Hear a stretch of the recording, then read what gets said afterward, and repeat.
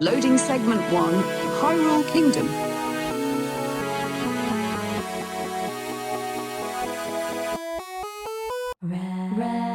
Red Chaser. There he is. Time for a boba break. You ready for one of these?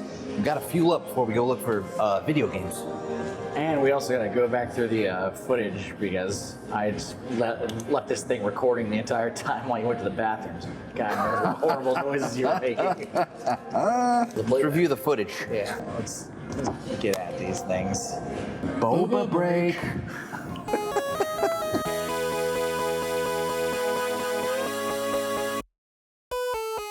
Gotta catch them all. Pokemon.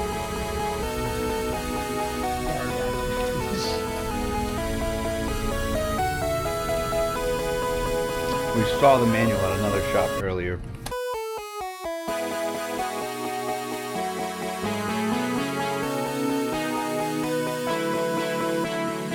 There's this new place that popped up in town, and I've been meaning to check it out. A friend of mine, Sophie, who was featured in my birthday video where we went to Player One video game bar. It's over on her side of town, and she mentioned it, and I was like, oh, okay, something new. It's called Hyrule Kingdom. Hyrule Kingdom. We went over and checked it out today, and the place was very interesting. It's sort of wedged in between a 7-Eleven and an oil change garage. For a second, we thought it might have been the opposite of the place. Hidden gem. It's very, very hidden. A literal hidden location. So we roll up, we go in, and the first thing we see in there is that it's literally floor to ceiling of games and stuff.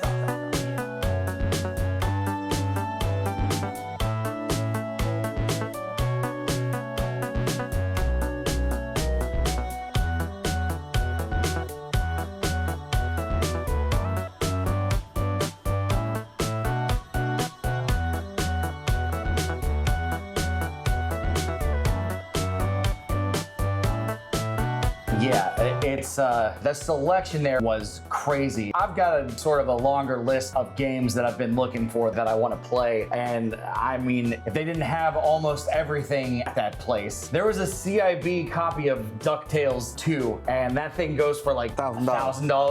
DuckTales 2? Oh. Man. Right. No price. Just sitting there, like everything is behind glass, so like it's a double-edged sword, because you see this stuff and like you want to touch it. With the NES stuff, like the loose cartridges, it's like sometimes you want to grab it out, you want to hold it in your hand, you want to, that little dance that you do mentally where you're touching it, and it's more. Let's go straight. You're more likely to make a reckless decision if you're holding the video game in your hand. It is a physical type media, so you do want to hold it in your hand, and yeah, even like basically it's sales tactics. It's like I'll put it in their hand so they can hold it, and I'll start painting a picture. Oh, what does it feel like? How would you use this? But also because everything's behind glass, it's like, all right, yeah, it's just sitting right there. I think it's an elegant solution to have all the stuff behind glass because you don't have to then have a giant like filing system or whatever, so everything's right there. So, maybe it's more convenient for them that way. Sure. It was just right there for no reason, and there was stuff like that all over the store.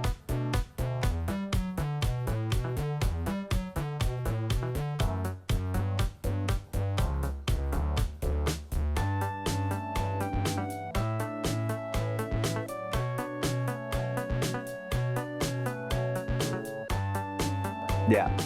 So sure, like I was saying, the floor to ceiling stuff, the entire top of like all the tops of the shelves were lined with like, we saw a CIB like R.O.B the robot. Just a loose R.O.B. We saw PS4s, 3s, like just everything in box. MAGNAVOX ODYSSEY I saw. Well, I mean, I got the learning piano. The miracle teaching piano. Yeah. In the box. I didn't even know about that until I was like, That's okay. That's Nintendo's miracle piano teaching system. Yeah, that's how we learn how to play, how to tickle the ivories. I've never seen a place that had like, you know, wall-to-wall heavy hitters like that. Now, because the selection is so big, the price points are a little higher there. Good stuff, they got a lot of good heavy hitters. Prices be hitting heavy too, but that, you know, that's the price for having those things. Okay, but I do have these things, and this stuff is hard to find, and I've got it in abundance. So she lets you shop around, talks to you a little bit. Okay. Gets a feel for you, Yeah. and then essentially it's she's like, oh, I get flippers who come in like all day, and so they're just they're just asking for stuff to flip. Yeah.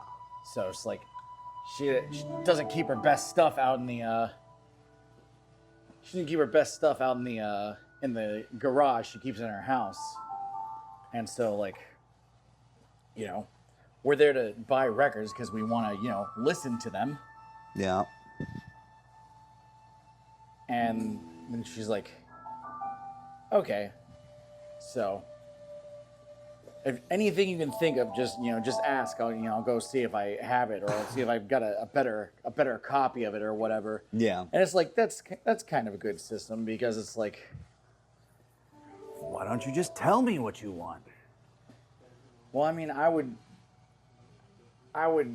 feel annoyed if I was a storefront of like selling stuff, and it's like, oh, okay, you know what? Oh, you're looking for such and such. Well, tell me about that. Tell me Well, more. if I find it at a good price here, I can sell it for a higher price somewhere else. Like, oh. Oh, Okay. have a nice day. Die Schlumpf. Yeah, I saw that earlier. Die Schlumpfe. That's true. I mean, look, there were, lots of sealed stuff, again, like for the price point, good condition stuff. So, in a sense, if you're willing to pay up for, a high quality item, for sure. I mean, go for it. And people do that. So that's good. That's a positive. At least it was a little overwhelming because there was so much stuff. For me, it's like, oh my God, there's a lot of stuff in here. And, we were talking about it in the car, and we were saying, like, sometimes it's, the glass is cool because you can see all the high ticket items, but you can't hold it unless you say, hey, can I grab this? Hey, can I grab this? Hey, can I grab this? And sometimes, with the physical media, you do want to kind of hold it in your hand and see, do I want this? Do I want this thing? Do I want this copy of DuckTales 2 for $1,000? It was in the box. We should have asked about it. I don't know why we didn't. A lot of things were priced out, and you could see the prices, but some things were not priced, and I feel like it was some of the higher ticket items, which kind of have variable pricing. So I feel like when you go to a fancy restaurant and it's like the menu doesn't have any prices on it, like that's what it was. the market price. What's the market price on DuckTales 2 today? Oh, It's $1,000. The market's fluctuating. It's gonna be $1,200 today. Well, I simply won't pay it. I'm gonna give you a dime over 900. And then look, that's another thing. People want to, if you're a business, you want to move stuff, ultimately. So my question is, it's like, okay, you have it priced. If somebody comes in and say, well, I'll give you 900, are you gonna get rid of it? Or do you just like having it in your store collection to keep and have it at a high price? I asked this question, and I think the footage got cut off because we were using your phone and it ran out of space. But the question is, with our own collections, are we just going to turn into these dragons who are just sitting on a giant pile of treasure? I have a theoretical for you. Okay. If our collection gets so big, is that what our existence is going to be like? Where we're just sitting on top of a mountain of treasure, like a dragon, Entombed. In some instances, charging prices that I don't think people would pay under a lot of circumstances. Look, I know some people put show pieces up and they put an exorbitant price. They put a crazy price tag on it, because part of them might not want to sell it. If somebody does buy it for that crazy price, good. Mine. Right, like I mean, ultimately the thing with all the stuff that I'm collecting is like I'm not looking to sell it. And I mean, I'm only showing my friends and family this kind of stuff. And then again, it's only if they wander into my lair. Like that's not like, oh, let's go into the back so we can look at all my stuff. Right. You know, it sort of happens organically. I get this feeling that if you own a video game store, part of it is like, I am going to put a exorbitant price on this, partly because it's worth it, but partly because like, I don't want to sell it because I have my own video game store and I put it in this nice display case and it's like there, like I'm not really trying to sell it in my heart. Somebody who owns a video game store, it's an extension of their collection, and as such, they just, they want a place to store their stuff. Yes, they need to make money and keep the lights on, but yes, some of this cooler stuff, I'll jack the price up, and if somebody buys it, then cool. If not, I'll keep it because I like it. And it's not taking up space in my house. Now I have a retail space to display basically my personality and the stuff I like. So it's hard to say for sure. I have a CIB copy of Dragon Warrior 4. And that can go close for like $300. But if someone wanted it from me so bad that they're like, I'll pay $1,000 for it. Yeah. I still don't think I'd be like, I know you want it, but then I won't have it. All right. But then again, with $1,000, I could buy another copy of it. Right. It's weird. I don't know. This is why I feel like those prices are. I'll put a joke price on it, and then. All right, and then if somebody gets it, they get it. But yeah, it's like you could buy another copy, but this isn't the copy you got from, say, a loved one, and now they're not around anymore, or just a sentimental value, which you can't put a number. Yeah. Unless it's an insanely huge number. Sometimes it's like, I only paid X amount of money when I collect this because I was collecting stuff 10 years before everyone was collecting stuff. Yeah. And then you get to see it appreciate in value, and there's a bit of satisfaction in that as well. It's weird because prices, you had something when you paid it for, like, you bought it at retail or even on sale back in the day, and all of a sudden it blew up. I'll put everything in protectors or whatever. I'm not walking around with like white gloves and saying, ooh, this is this, or whatever, but until we buy a pair of white gloves, because that's the joke. All right, mainly because I don't have a pair of white gloves. That's why I don't use them. Just use my greasy fingers. Do I wash my hands? No. just I get zits the day after I eat Captain D's? Yes. Getting a bit of a late start today, but it's going to be even a little bit later because we need to fuel up. And what better way to do that than at Captain D's? Should have microphones on. Loading segment 2, Gamers Inc.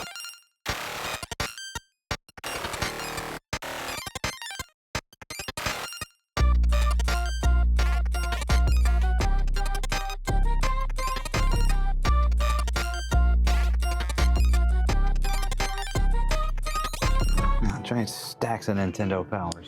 Oh, I for sure have this. Today we're looking at volume 129 from February of 2000. It features Tarzan on the cover. We went to Gamers Inc.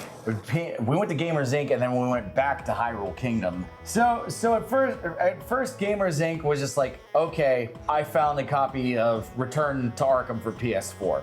What do you think? Well, they have them aplenty here.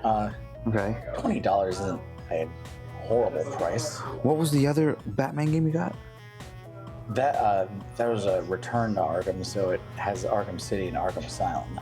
And then Arkham Origins is what? The third in the trilogy? It's a prequel. A prequel. Okay. Well, yeah, go for it if you like the price. Well, maybe we'll see how much that manual is. Doesn't seem to be labeled, so. I know the Arkham trilogy just came out on the Switch. Especially Arkham City and Arkham Knight on the Switch is a dubious proposition at best. I didn't even bother looking it up, but it's like, I was like, well, I do want the best Arkham experience. So PS4, Return to Arkham, you get Arkham City, you get Arkham Asylum. I still need a copy of Arkham Knight. So I definitely have I have stuff on that stretch. I just don't have these older ones. No, Phantasy Star Online 3. All games that I've had, you know, on Xbox and 360, and I'm kind of just shifting away from that now because I want to build up my PlayStation thing. So I'm kind of getting rid of the one stuff and, you know, going to the other brand. So a lot of this Chasin is getting stuff that I've already had and replay, you know, for the other console. Like you were Gamers Inc. got those Batman games. Batman games. I never got any of these Batman games, but you seem to love them, so. You got to play Arkham City, man. That one's that's one of the best video games ever made, and I will die on that hill. Arkham City. A lot of people would die on that hill. It's a very, very good game. Cool. So you got Batman Arkham Origins, the prequel, and Return to Arkham with Arkham City and Arkham Asylum. A lot of Arkham stuff going on. Yeah, once every couple of years I got to replay them. It's good. They're very good. And then got my first heavy hitter. Son of Rat Chaser. There was a copy of Parasite Eve there. We left and came back to Gamers Inc. Well, I found the missing copy of Parasite Eve to go with the manual from the other place. Oh, it's missing the. Oh, nice. Got the boba in the system, and I was thinking about it. And the other thing too is at Hyrule Kingdom, we noticed that there was a random copy of the instruction manual for Parasite Eve. Yeah, I think so. We've come to get this. That manual to Parasite Eve. The one at Gamers Inc. didn't have an instruction manual, so I was like, I'm gonna buy this and go back to Hyrule Kingdom and get the thing. Well, old son of Chaser had a change of heart, and he wants to go ahead and come back to Gamers Inc.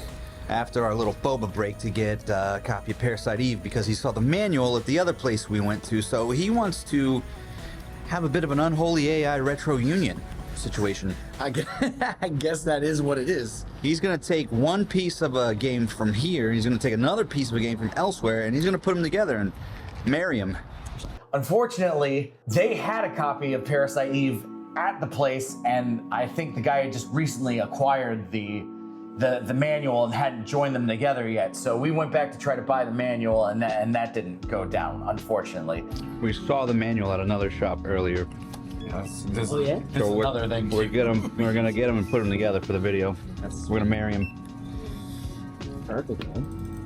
And then I'm immediately not going to care once I'm playing the game. So, again, it would be nice to have the manual. I could go looking for the manual on my free time. I don't gotta find it out in the wild, but I can. The manual is not going to stop me from playing Parasite Eve, which is a great game. Yeah. That I want to play. So.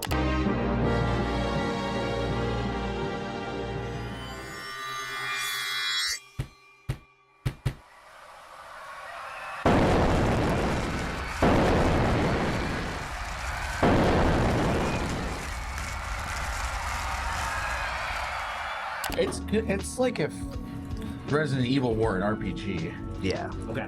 I'd say that. And I think like Final Fantasy 12 has like that similar-ish type of battles. You go into combat systems and you have like this dome of space that you do the combat in. Everything's okay. It's a good game. Sweet, man. I've played it a long time, so I'm like super excited. Enjoy, buddy. Thank Thank you so much. Appreciate it. Yeah.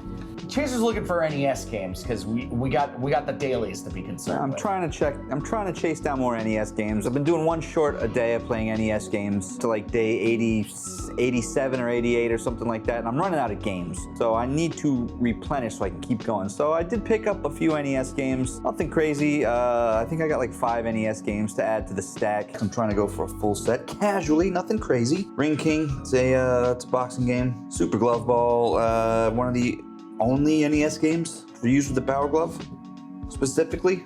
Lucas uses it to play Rad Racer and the Wizard. he does. It's so bad. Right. We used it to play Punch Out when we were little and had a brand new Power Glove. That thing was a pain in the ass to program. It's a hard thing to program, and it's just not, just the technology is a great idea, but it just wasn't there yet, but it laid the foundation. Maybe Lucas would have used the Power Glove to play RC Pro-Am. Right, just control. Well, he did it for Rad Racer. It was, same racing game. Anyway, RC Pro-Am, Lee Trevino's Fighting Golf, another classic, I think. For our boy.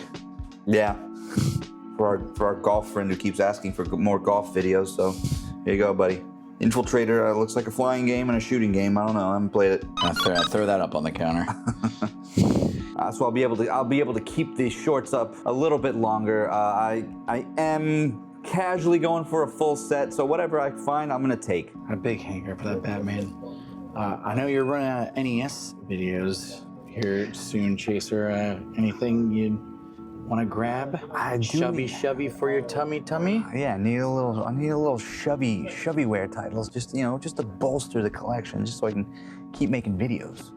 Now we've been doing one NES game a day, so we're about out of the whole pile that I have. So we need to stay ahead of the curve. Supplement. Correct. So what we do is we want to find a couple of lower dollar titles. Did I see a golf game? Do we already have that golf game? Yeah, Bandai Golf. Yeah, we've already got the Bandai Golf. Yeah, for our boy.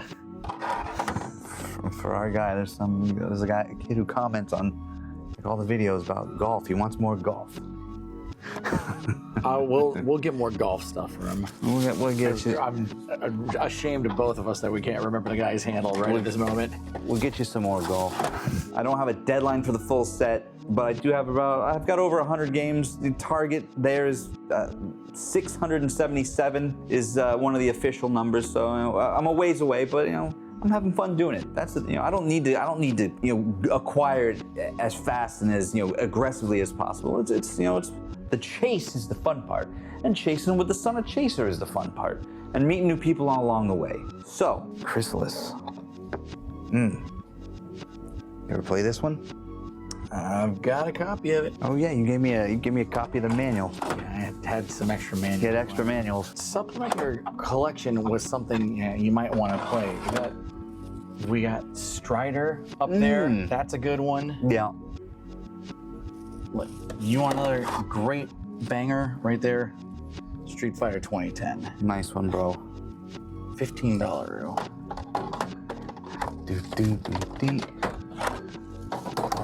Fighting Golf. This is the one. Strider's $13. Lee Trevino's Fighting Golf. This is the one. This is the one people ask about. So you get it. We got three Wheel of Fortunes. 3 Wheels of Fortune. Kari Warriors. That's worth having in the collection. Kari Warriors 2 Victory Road. Oh, baby. Vindicators 2! The often maligned Color Dinosaur is a heavy hitter. I never knew that. Got it here for $139.99. Also GI Joe for $109.99. We traded in a little bit. Got a bonus game at Gamers Inc. I've been trying to stop calling them shovelware, but that's exactly what I had a box of shovelware. So I got a whole box of shovelware stuff here that I'm going to go into Gamers Inc. and see if they will take for trade.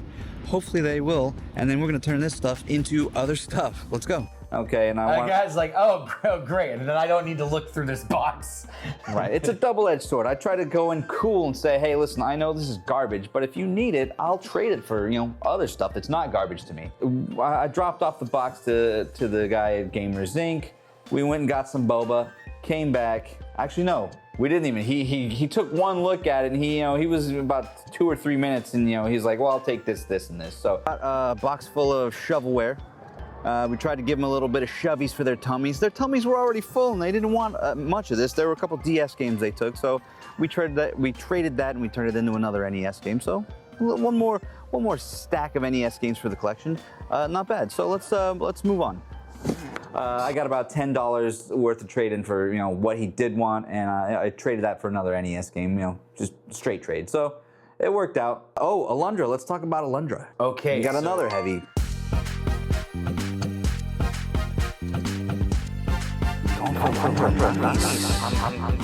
I love Rad Chaser. He is handsome and smart.